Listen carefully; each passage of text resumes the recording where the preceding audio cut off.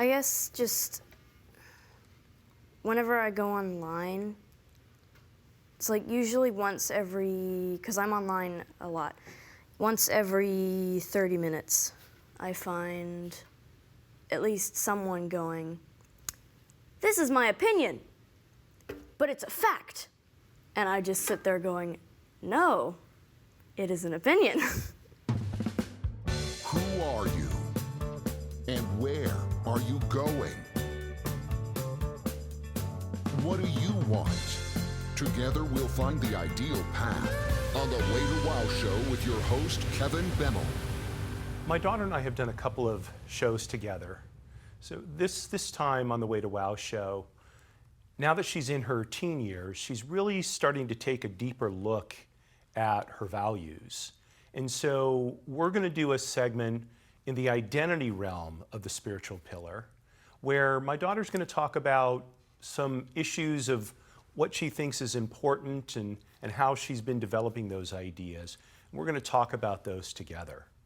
But first, our bartender, Bryn Smith, is going to make a cocktail. Yes, I am. Today I'm going to make a delicious cocktail called the Presbyterian, but I'm going to give it a little bit riff on summer vibes here. So it's a really delicious cocktail that there really isn't much history about it. All that we know that it was a pre-Prohibition cocktail, and in my mind it's called the Presbyterian, so maybe somebody wanted it after a church service or something. So we're gonna go into that. So let's get our shaker tin out. This is gonna be a really yummy, fresh, summery cocktail. So we're gonna put in one of my favorite ingredients to muddle is basil. So we're gonna put 2 little sticks of basil in there, or 2 little leaves, excuse me, of basil. We're gonna put in 2 to 3 slices of nectarine. Peach works just as well. And then we're gonna muddle that. And when you muddle, you just wanna make sure you stamp down the fruit. You don't wanna overly twist and get all the stuff really bruised, the herbs. Just a little, so that you release the delicious aromas in the beautiful stuff we have here. And then we're gonna do some lemon. So a ½ ounce of that. It's the big guy. Okay. There we go. Pour that in your tin. And just a ½ ounce of simple syrup to make sure we balance the cocktail with that lemon. And then 1½ ounces instead of the normal 2, because we're gonna try to have this be an afternoon drink here. There we go. And then we're gonna add ice to our glass. We're gonna use like a Collins glass, because this is kind of a takeoff of a highball as well. Make sure you fill your glass tall with ice, like so. And then we're gonna add some to our tin.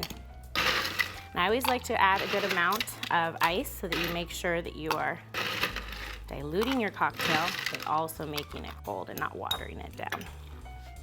Alrighty, let's give a good 5-second shake, because we are gonna put this cocktail on ice. We don't wanna over dilute it.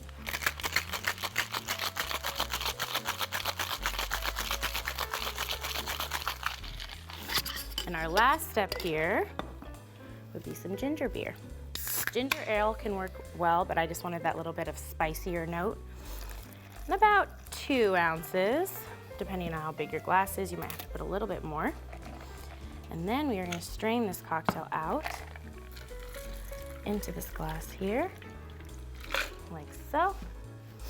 And I'm gonna add a little nice piece of basil. You wanna slap it so you release the aromas.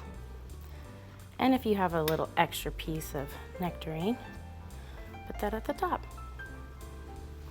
Cheers. There you go. And now Kevin, come on over. Yeah. Oh. You gotta try this drink. It's so delicious and refreshing. You smell that basil? Yeah, you do. Now, who doesn't want that on a hot summer day? Oh, yeah. Zingy, refreshing, and Yeah, and juicy. the ginger beer kind of hits you at the end with a little bit of a punch. It's great. I love it. Thanks so Well, much. Cheers. Cheers. Of course. Thank you.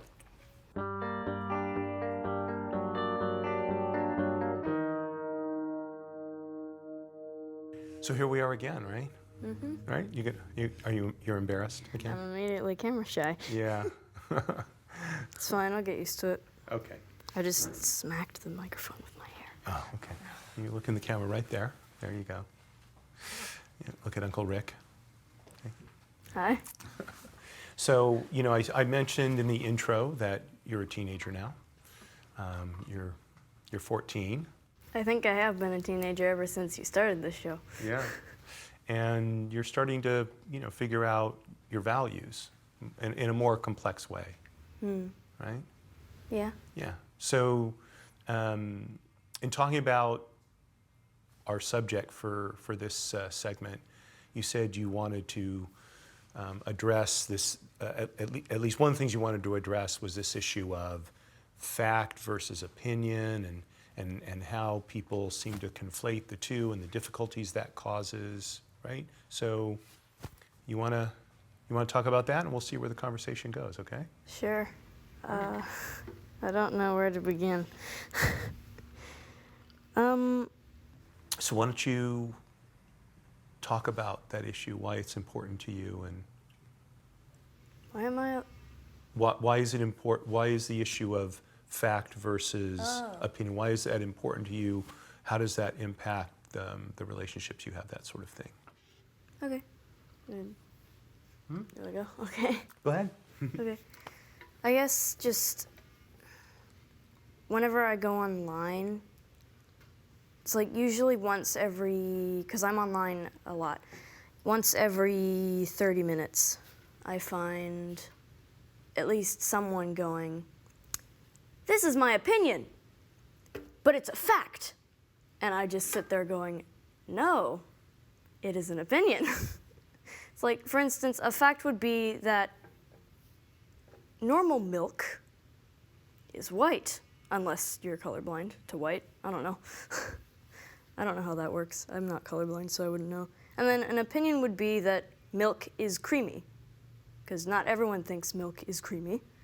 But if you took that into a bigger sense, I guess, it would be using an example of a series that I like a lot. There is a series that most children my age know of called The Dream SMP. One of the most prominent characters on that show is named Dream, the famous Minecraft speedrunner or something. I can't remember. A lot of his fans seem to think, this is hyperbole, that he is God, but not really, because he's not God, because he's a mortal being. But whenever somebody like fights against, well, not fights against, but whenever they disagree with the guy, they all just kind of go, "No." It's like, how dare you disobey the mortal being that is actually God? I don't dislike Dream. He's a very fine person. Just using his fan, he recognizes the fact that his fans are a bit, you know. So Dream is a real person. Yes, he's a YouTuber like me. Oh, he's a YouTuber. I see. Yeah. And so, but people have raised him to the sort of godlike level. So whatever he says, they follow it no matter what, huh? Basically, there are two sides to this whole thing, which kind of tie into the whole opinions versus facts. Uh-huh. An opinion would be, because no one actually knows, or at least, well, my opinion would be, anyway, because I don't know. It might have been clarified, but I have no idea because I don't watch those videos. Dream, as I said before, is a Minecraft speedrunner, which means he tries to complete the game Minecraft as fast as possible. There is a notorious amount of cheating during those speedruns, and a lot of people have accused him of cheating. He himself has debunked those accusations, but people still hold the opinion that he is still a cheater. I do not hold that opinion, and even if I did, he's a funny guy, so I don't know, I don't care. So the fact that, are there some people that are saying it's a fact that he's cheating? Yes, even though it's never been proven or disproven. Okay. That's not. So they're saying it's a fact, but they don't have any evidence. Okay. And you find that to be a problem? Why is that a problem?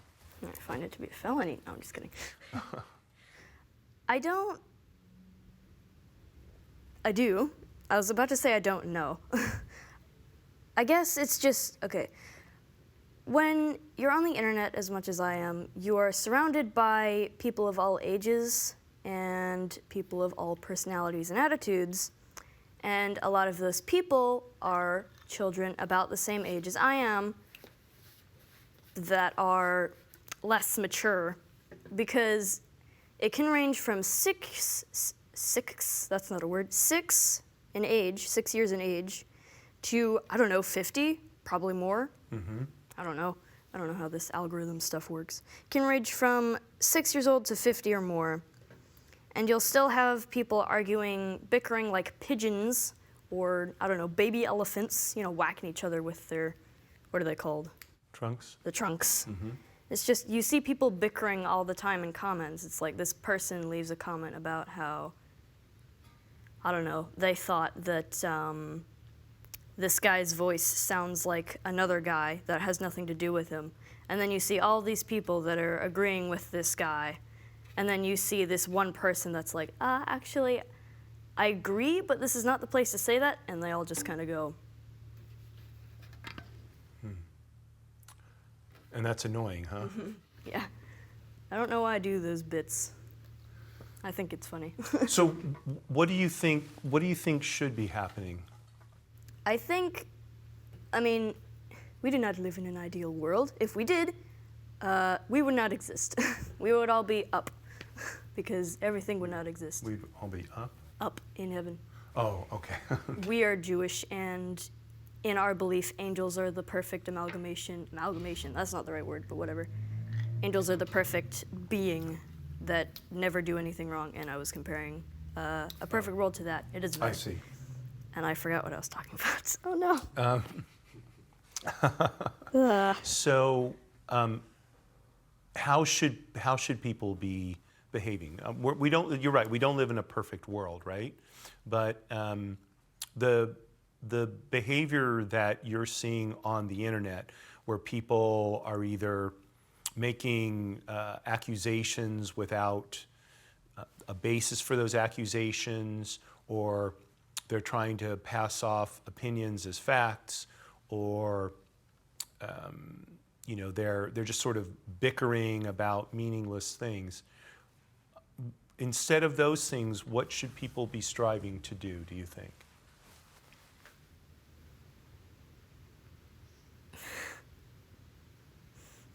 I don't want to sound like all those teachers you have in middle school that are like, if you treat them with kindness, they will treat you with kindness. I dislike those people highly, because I had them and I could not get away from them. No, but, okay.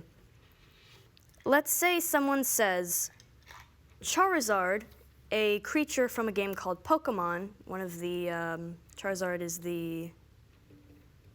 one of the original Pokemon from that game.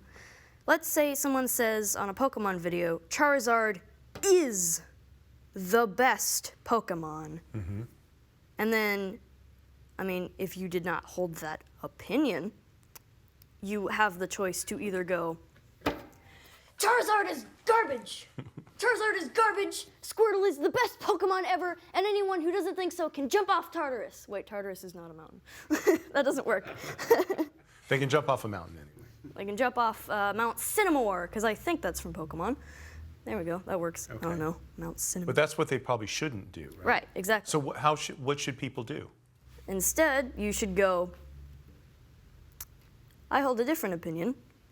Fire is weak against many things, and water is more effective against other things that fire is weak to, AKA, I like Squirtle better. But that's just my opinion. Oh, I swacked the mic again. Swacked? I can't speak. Okay. Stefan will let us know if we've made any mic gaffes. Okay. He's on the floor. What? It's cooler down there. So people should be polite? Yeah. I know it's hard to be polite when, okay, here's another example of something, because I like those. Let's say that you've had, I don't know, a bad day at school or work, and you want to watch Dobbs, who is a Pokemon YouTuber. You want to watch Dobbs, So you watch one of his top 10 best Pokemon or favorite Pokemon videos or something, and you scroll down in the comments and you see someone go, I don't know, I like this thing that you don't like, and you've had a bad day, so you're automatically like, you know, okay, let's say I am a bottle. I'm not very high. I'm not very tall, but I'm tall because I said so. Let's say I'm a bottle filled with, I don't know, lava, and the lava is right here. And then the top of my head is the top of the bottle. And then seeing that just kind of makes it go, you know, wee. I'm sorry, I'm not following you. No, so let's say, okay, instead let's say that the person who is having a bad day and sees this comment is a volcano. You know how volcanoes slowly, like, you know, they build up? They build up and then all of a sudden they erupt and explode. Yeah, exactly. Oh, okay. And so instead of, you know, just leaving, they go on to the comment and, you know, they say something rude. And then that triggers another person to say something rude to them. And then you have people like me who get there a year late because they aren't subscribed to Dobbs. And you like see this comment that says that and you want to leave your opinion. And then when you click on the replies button, it's just a bunch of people arguing over things. So it sounds to me like you're saying instead of getting into petty arguments, people should just either sort of let it go and not get involved, or if they are going to respond in an appropriate, respectful way. Yeah, basically. I know it's very difficult, but It is, right? So, it's not my problem. I'm just well, kidding. I think it's all of our problems, though, don't you? Don't you think? I mean, I was referring to the fact that I am not another person. Oh, okay, yeah. So, have you ever left a snarky comment? I mean, I used to before I got a YouTube channel, because now I have to be aware of what I say for reasons I cannot discuss. Okay. Fun, right? I used to when I didn't have anything to worry about, but that was also because I was a little immature brat who was, you know, not a fun person. Right. So now that you have something at stake longer term, you realize that doing that is probably a bad idea. Yeah, exactly. The anonymity of the internet usually causes people to use it as an outlet, because there usually aren't any consequences on the internet. I know as people, they say you're never above consequences, but I mean, let's say you leave a rude comment on someone's video or some other comment. It's like, the worst you're going to get is a reprimanding from that person and probably other people. I mean, they use the internet as an outlet, but you wouldn't, like, attack your friends for liking a different Pokemon or a different Minecraft speedrunner. Because, I mean, there's consequences to that. They'll probably get mad at you and not be your friend anymore. So. Right. But you're not going to get kicked out of school. You're not going to lose a job, for the most part. Depends. I mean, for the most part, right? Yeah. So why, if there are really, for most people on the internet, if there's no consequences, why do you think they should act with respect and restraint when they consider leaving comments or interacting with other people on the internet? Why should they bother if there's no consequences? There are consequences that affect other people. Usually the people whom the comment is addressed to. I mean, in the worst case scenario, you have someone who is using YouTube as a distraction from their life, and then someone leaving a comment that's rude to them is a reminder of their life, and they just, you know. So it's kind of the last straw, you're saying. So you're saying that, tell me if this sounds right, there can be unintended consequences of treating people rudely or inappropriately on the internet that someone might not even think about, especially if someone is really struggling in life and they, you know, they're looking to get away from their troubles, and they find them kind of in spades, so to speak, and that becomes the last straw. Yeah. So how do we keep, how do you think we can keep other people's needs or best interests in mind, especially if they're, people on the internet are for the most part strangers to us, right? It's not like you and me, we're, daughter and father, so, presumably because we have that connection, we want to treat each other respectfully and appropriately and all that, right? But for strangers on the internet, how can we keep in mind that these other people we might be interacting with, they're actual people with maybe troubles like our own or more difficult than our own? How do we do that, do you think? I mean, I have a hard time remembering it myself, so I don't really know. Well, maybe it's something worth pondering, huh? Sure. Right? You've heard of the famous Rabbi Hillel? Yeah. So what Rabbi Hillel said was, what is hateful to you, do not do to someone else. And then about 100 years later, I think, Jesus switched it around, and he said, do unto others as you would have them do unto you, right? And if you were to look across religions throughout the world, you would find that virtually every religion has some version of what Christianity calls the golden rule. And it's, to me, that's what I try and do. I try and keep that in mind. I don't want to do something to someone else that I wouldn't want done to me, to use Hillel's version, right? Because I think if I do that, then it justifies someone doing it back to me. And then I've end up hurting another person, and I end up hurting myself as well, right? So it becomes kind of a cycle, a vicious cycle, right? They hit me, oh, I'm hitting them back again. They hit me again, I'm hitting them back again, and on and on and on and on and on, right? So that's why we're, in our family, I think we try and make sure that we apologize as quickly as possible if we hurt somebody's feelings, right? To sort of cut that off. We don't want that happening, right? Yeah? Any other thoughts before we close out? No? Okay. Well, good. Well, thanks for sharing your thoughts. I appreciate it. I always love these discussions. Yeah? Okay. Well, So good. I have a knot in my throat. You have a knot in your throat? Oh. Okay. Do you want to have some this? No? I don't think it's possible to drink leaves. Well, yeah, that's probably true. All right. Well, we'll get you some water after the interview's over. Okay? Okay. Great. Thanks, sweetie. You're welcome. For me. I always love doing the episodes with my daughter, and this one is as she's crafting her identity in that spiritual pillar. It's so fascinating to hear her developing her values, figuring it all out. And yet, in a way, she's just part of a continuum that's been going on for millennia.